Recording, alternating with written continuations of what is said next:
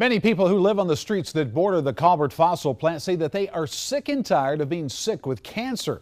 Now their frustration is boiling over and transforming into determination as they plan a legal offensive against the Tennessee Valley's energy giant. We've got to start standing up for what we know is right.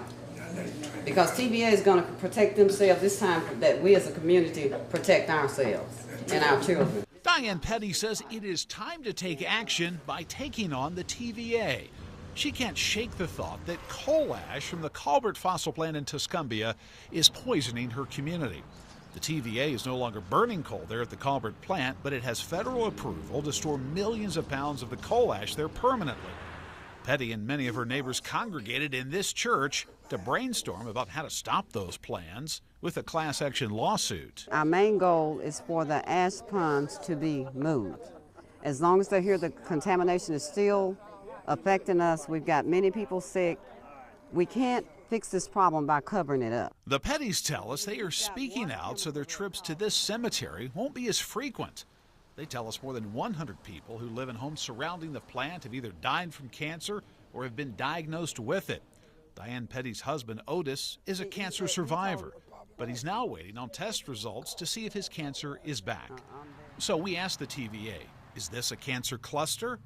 They say no, claiming a study from the Department of Health shows there's no link between the Colbert plant and any health problems. We truly understand and feel for the folks that are ill and are looking for a reason why, but there is no correlation between the operations at the plant and the illnesses that are being claimed by the resident. However, the TVA does admit that groundwater at the Colbert plant, quote, does not meet ADEM's groundwater protection standards.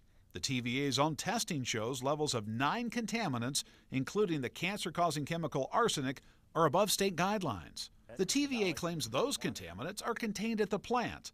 Yet one Shoals environmentalist disagrees, saying that the TVA is violating the Clean Water Act. A sample that Tennessee Riverkeeper took out of a seep at the coal ash pond was 50 times higher than the maximum contaminant level set by the state of Alabama for an arsenic, a known carcinogen. Meanwhile, the Pettys say they keep calling the TVA, ADEM, the EPA, but no one will give them a straight answer. When I call the EPA, they send me to another group. I call that group, they send me to another group, and just keep sending you on and so. Your head spinning? That's what they do. Why can't the EPA help the Pettys? The United States Commission on Civil Rights tells us since the EPA classified coal ash as non-hazardous material, it can't enforce the requirements of its own coal ash rule. My number one question is why coal ash is not classified as hazardous material. We asked the EPA that very question. It says it looked through 450,000 comments before deciding coal ash is non-hazardous. So, what can you do if you're concerned that your water supply is full of contaminants? The EPA says citizens can band together and sue. However, the Commission on Civil Rights found in most cases people who live near power plants don't have the money for a lengthy lawsuit against a federally owned corporation like the TVA. We were discriminated against by using our communities to dump their poison. While the odds may be stacked against them, the Pettys say they're willing to fight for what's right. And in their eyes, that means moving the Colbert coal ash to a different site.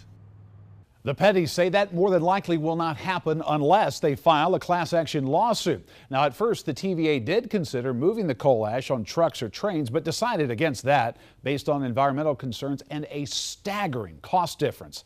The TVA claims it would spend $250 million to dig up and move the coal ash, but to store it in place, $10 million. I'm Trent Butler, WAFF 48 News.